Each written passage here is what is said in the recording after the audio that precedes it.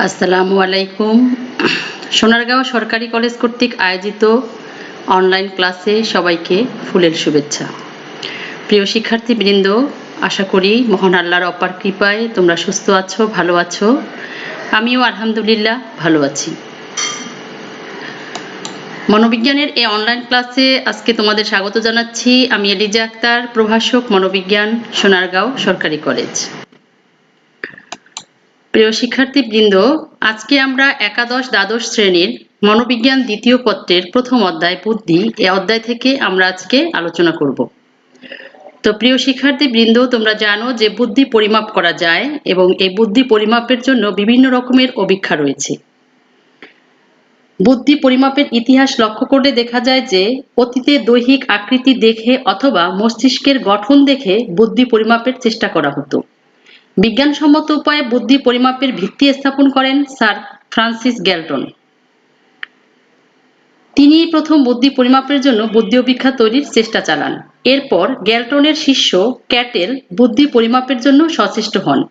Cattle সর্বপ্রথম বুদ্ধি অভিক্ষা বা আমরা যে কথাটি এখন ব্যবহার করি মেন্টাল টেস্ট, এই কথাটি সর্বপ্রথম ব্যবহার করেন। তবে বিজ্ঞানসম্মত বুদ্ধি অভিক্ষার উদ্ভাবক হিসেবে ফরাসি মনোবিজ্ঞানী আলফ্রেড বিনের নাম বিশেষভাবে উল্লেখযোগ্য। আজকে আমরা এই ফরাসি মনোবিজ্ঞানী আলফ্রেড বিনে এবং তার সহযোগী থিওডোর সিমো কর্তৃক প্রণীত বিনে সিমো বুদ্ধি অভিক্ষা নিয়েই আলোচনা করব। ঊনবিংশ শতাব্দীর শেষের দিকে ফরাসি মনোবিজ্ঞানী আলফ্রেড বিনে মানসিক ক্ষমতার পার্থক্য নিয়ে গবেষণা করছিলেন। বিংশ শতাব্দীর প্রথম দিকে অর্থাৎ 1904 সালে ফরাসি সরকারের শিক্ষা মন্ত্রণালয় স্বাভাবিকের চেয়ে নিম্নমানের বুদ্ধিসম্পন্ন শিশুদের শনাক্ত করার জন্য একটি কমিশন গঠন করেন। আলফ্রেড বিনেকে উক্ত কমিটির একজন সদস্য নির্বাচন করা হয়। যেহেতু আলফ্রেড বিনে এবং তার সহযোগী থিওডোর সিমো পূর্ব থেকেই এ বিষয়ে গবেষণা করছিলেন, তাই বিনেকেই কমিশনের মূল দায়িত্ব পালন করতে হয়। আলফ্রেড বিনে এবং তার সহযোগী থিওডোর সিমো 1905 সালে প্রথম সত্যিকার অর্থে ব্যবহার উপযোগী বুদ্ধি অভিক্ষা তৈরি করেন। এই অভিক্ষাটি বিনে সিমো স্কেল নামে পরিচিত। তারা 30টি প্রশ্ন নির্বাচন করেন এবং এগুলো সহজ থেকে কঠিন এভাবে ক্রমান্বয়ে সাজিয়ে একটি স্কেল তৈরি করেন, যার উদ্দেশ্য ছিল স্বল্প বুদ্ধিসম্পন্ন ছাত্রছাত্রীরা এই স্কেলের কয়টি প্রশ্নের উত্তর দিতে পারে তার ভিত্তিতে তাদের মানসিক বিকাশ নির্ধারণ করা। পরবর্তীতে 1908 সালে বিনে সিমো অভিক্ষার দ্বিতীয় সংস্করণ প্রকাশিত হয়।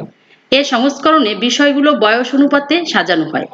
এখানে সকল বিষয়কে 3 থেকে 13 বছর বয়স পর্যন্ত স্তরে ভাগ করা হয়।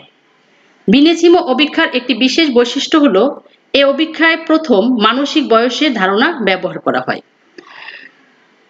আমরা জানি প্রকৃত বয়স হচ্ছে আমরা জন্মের পর থেকে যে বয়সটা গণনা করি সেটাই হচ্ছে কোনো ব্যক্তির প্রকৃত বয়স। এখন যে বয়সের উপযোগী প্রশ্নের উত্তর দিতে সক্ষম সেটাই হবে তার মানসিক বয়স।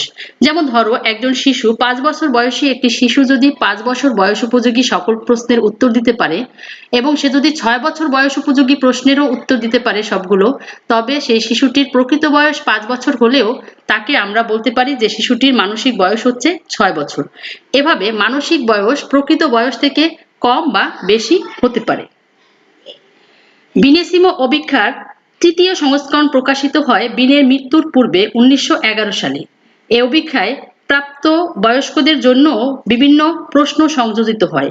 এ সংস্করণে স্কেলের পরিধি আগে ছিল 3 বছর থেকে 13 বছর, সেখান থেকে বাড়িয়ে 3 থেকে 15 বছর পর্যন্ত প্রসারিত করা হয় এবং তখন পদের সংখ্যা দাঁড়ায় 54। বিনে সিমো বুদ্ধি অভিক্ষার বৈশিষ্ট্যগুলোকে সহজভাবে আমরা এভাবে বলতে পারি, এটি একটি ভাষাভিত্তিক বুদ্ধি অভিক্ষা। তোমরা বুঝতেই পারছো বিনে সিমো বুদ্ধি অভিক্ষায় যেহেতু প্রশ্নপত্রের সাহায্যে ভাষার সহায়তায় তাদের পরীক্ষা করা হয়, সে কারণে এটা একটি ভাষাভিত্তিক বুদ্ধি অভিক্ষা। এটি একটি ব্যক্তিভিত্তিক বুদ্ধি অভিক্ষা। এখানে একজন করে ব্যক্তির বুদ্ধি পরিমাপ করা হয়, এ কারণে এটি একটি ব্যক্তিভিত্তিক বুদ্ধি অভিক্ষা। এই অভিক্ষায় প্রশ্নগুলো বয়স অনুপাতে সাজানো। এ অভিক্ষার প্রশ্নগুলো সহজ হতে কঠিন এভাবে সাজানো। এ অভিক্ষায় মানসিক বয়সের ধারণা ব্যবহার করা হয়। তো বিনে সিমো বুদ্ধি অভিক্ষার সুবিধাগুলোকে আমরা যদি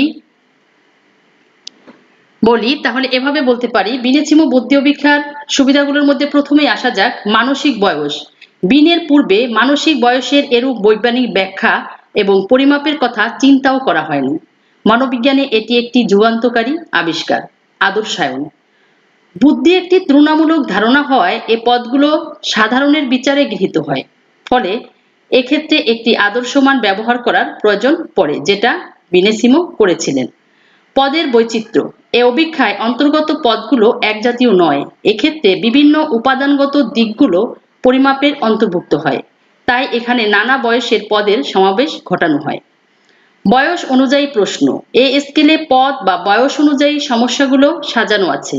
যেহেতু বয়সের সাথে বুদ্ধি বিকাশের ঘনিষ্ঠ সম্পর্ক রয়েছে, তাই এরূপ বয়সভিত্তিক প্রশ্ন সাজানোর বিষয়টি নিঃসন্দেহে একটি বিজ্ঞান ভিত্তিক। কেননা শারীরিক ও মানসিক বিকাশ গঠিত হয় সময়ের পরিবর্তনের সাথে সাথে। প্রশ্নের ক্রম জটিলতা। একটি নির্দিষ্ট বয়সের জন্য নির্ধারিত প্রশ্নগুলো এদের জটিলতা অনুসারে ক্রমান্বয়ে সাজানো থাকে, অর্থাৎ প্রথম দিকে সহজ ও পরে ধীরে ধীরে জটিল প্রশ্নগুলো সাজানো থাকে। বয়সের সাথে সাথে যেহেতু বুদ্ধি বাড়ে, তাই তাদের জন্য প্রযোজ্য প্রশ্নগুলো হবে অপেক্ষাকৃত জটিল।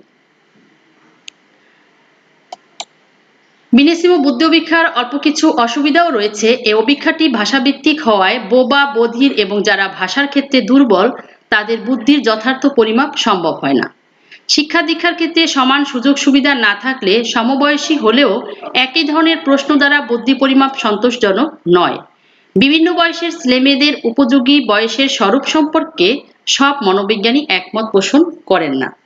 তবুও আমরা বলতে পারি যে বিনেসিমো বুদ্ধি অভিক্ষা বুদ্ধির পরিমাপের জগতে একটি বিশাল অবদান।